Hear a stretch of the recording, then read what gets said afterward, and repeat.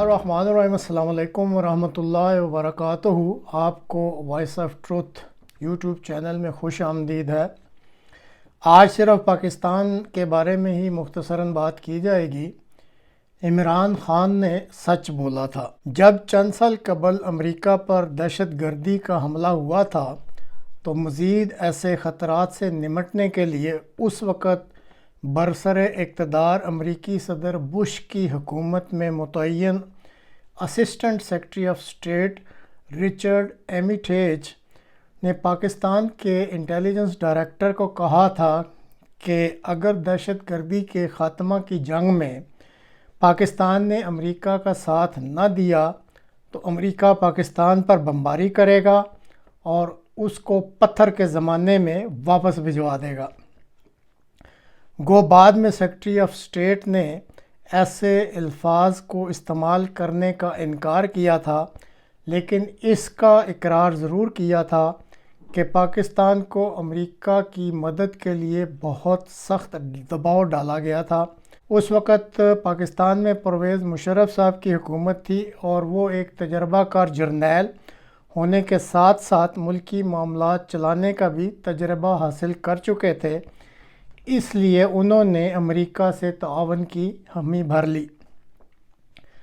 मोरखा 7 मार्च 2022 को एक बार फिर अमेरिका के सदर बाइडन की हुकूमत के assistant secretary of state Donald लू ने पाकिस्तान के उस वक़्त के वज़ीर आज़म इमरान खान साहब के दौरे मॉस्को की वजह से उस वक़्त अमेरिका में मुतय्यन पाकिस्तानी सफ़ीर असद मजीद के साथ एक मीटिंग की और वज़ीर आज़म पाकिस्तान के दौरे मॉस्को पर अमेरिकी हुकूमत की शदीद नाराज़गी से आगाह किया।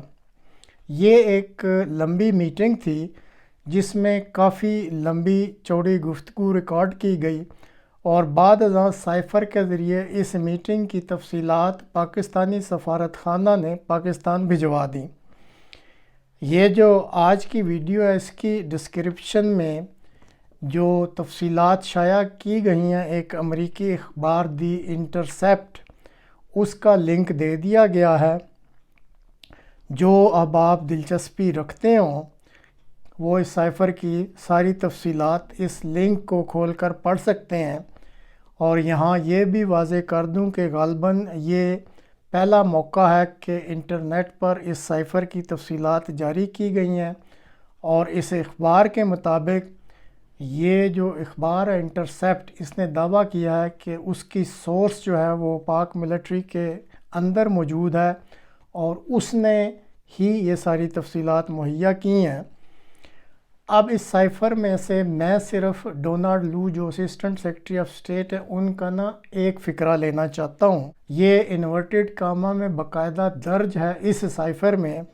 डोनाल्ड लू साहब कहते हैं, I think if the no confidence vote against the prime minister succeeds all will be forgiven in Washington because the Russia visit is being looked at as a decision by Prime Minister. Otherwise, I think it will be tough going ahead. इसका सादा सा उर्दू तर्जुमा कुछ यूँ बनता है, ये Donald लू कह रहे हैं कि मेरे मुताबिक अगर वज़ीर आज़म के ख़िलाफ़ अदम एतमाद का वोट कामयाब हो जाता है तो वाशिंगटन तमाम ख़ताएँ माफ़ कर देगा, क्योंकि इस सूरत में मॉस्को का दौरा वज़ीर आज़म का एक फ़ैसला समझा जाएगा बसूरत दीगर, यानी अगर ये वोट ऑफ कॉन्फिडेंस कामयाब नहीं होता तो उस सूरत में ये कह रहे हैं बसूरत दीगर मेरे मुताबिक आगे बढ़ना मुहाल हो जाएगा।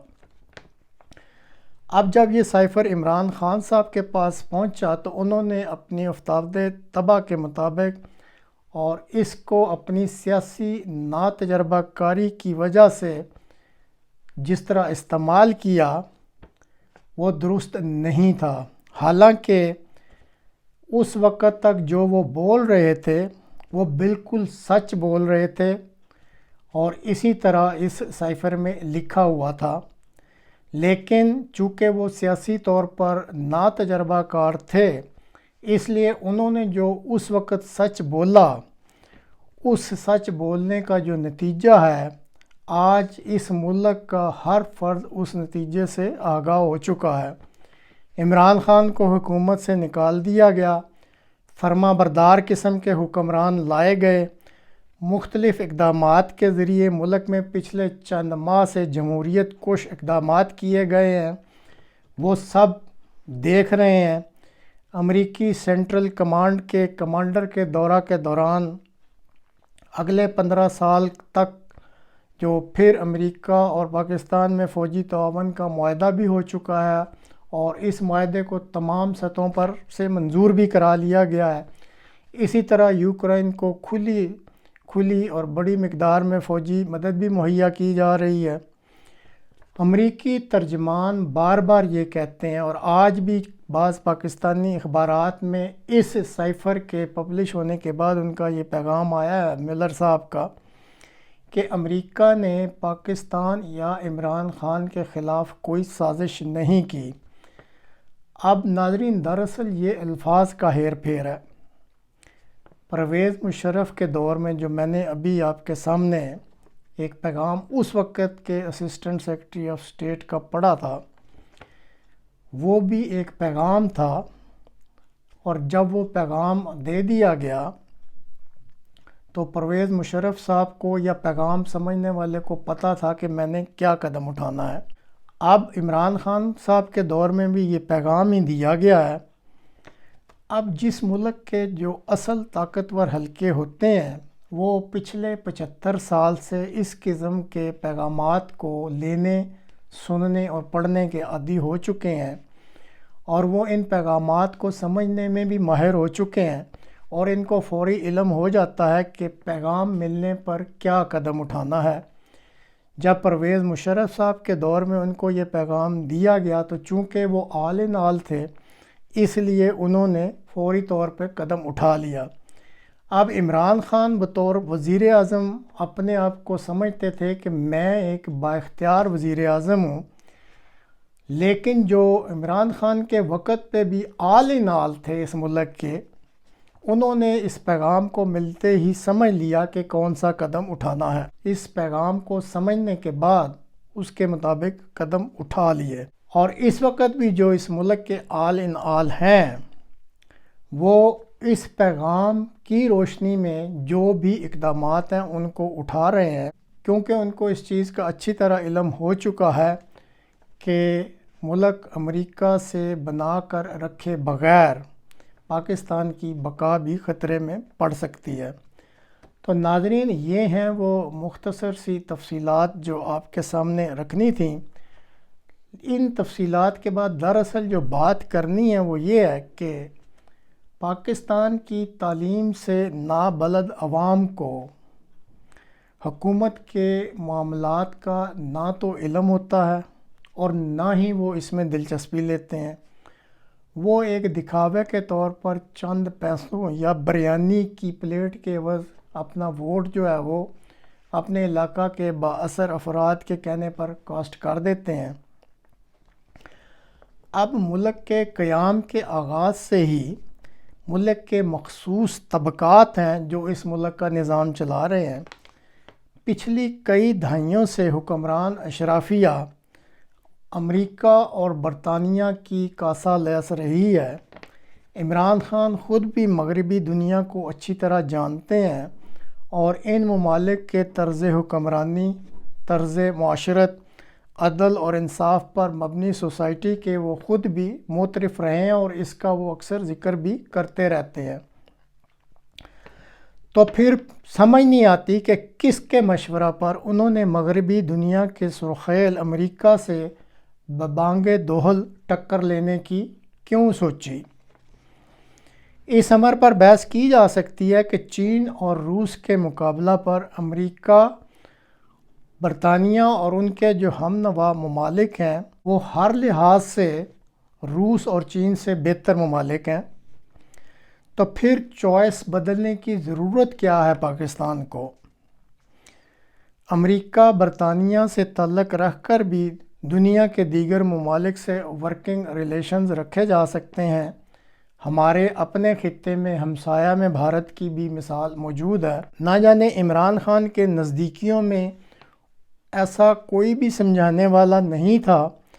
عمران خان کو پاکستان اور اس کے جو معاشرتی فائبر ہے اس کو درست طریقے سے سمجھنے کی اشد ضرورت ہے۔ پاکستانی جو معاشرہ ہے اور اس کا جو فائبر ہے، یہ آپ لکھ لیں کہ وہ روسی اور چینی معاشرہ یا کلچر یا معاشرت کو کبھی بھی قبول نہیں کرے گا اور نہ ہی ان کے ساتھ چل سکے گا۔ حکومتی سطح پر جو تعاون ہوتا ہے اور ملکوں کے درمیان جو معاشی اور تجارتی اور دیگر معاملات ہوتے ہیں وہ بے شک آپ ساری دنیا کے ساتھ کریں، لیکن پرانے دوست جن کے ساتھ کئی نسلوں سے تعلق ہو ان کی کاسٹ پر تو یہ دوسرے ممالک سے تعلقات کو استوار نہیں کرنا چاہیے۔ آپ جب بھی ایسی کاوش کریں گے تو ایک سخت رد عمل سامنے آئے گا۔ اب عمران خان اپنی ذات میں ایک ایماندار اور سچا شخص ہے اور واقعی پاکستان کو ایسے شخص کی اشد ضرورت ہے، لیکن عمران خان کو بھی پاکستانی معاشرہ کے فائبر کو اور بین الاقوامی جو حالات اور تعلقات ہیں اور جو معاملات ہیں ان کو بہت زیادہ گہرائی میں جا کر سمجھنے کی ضرورت ہے۔ اب دیکھیں کہ کیا وہ اس چیز پہ کوئی توجہ دیتے ہیں یا نہیں، یا اپنی انا یا اپنی ضد میں ہی یا اپنی شخصیت میں ہی گم رہتے ہیں اور صرف جو وہ سمجھتے ہیں کہ جی جو میں کہہ رہا ہوں وہ ٹھیک ہے اس سے باہر نہیں نکلتے، تو ایسی صورت میں تو پھر کچھ نہیں کہا جا سکتا۔ لیکن ایک چیز جس کو میں پھر ریپیٹ کروں گا کہ جب انہوں نے سائفر کو لہرایا یا بتلایا تو اس وقت جو ان کا بیان تھا وہ سچ پر مبنی تھا، اور یہ سچ آج بھی قائم ہے اور اب ساری دنیا اس سچ کو سمجھ بھی چکی ہے۔ پلیز چینل کو سبسکرائب ضرور کیجئے گا۔ اگلے پروگرام تک کے لیے خدا حافظ۔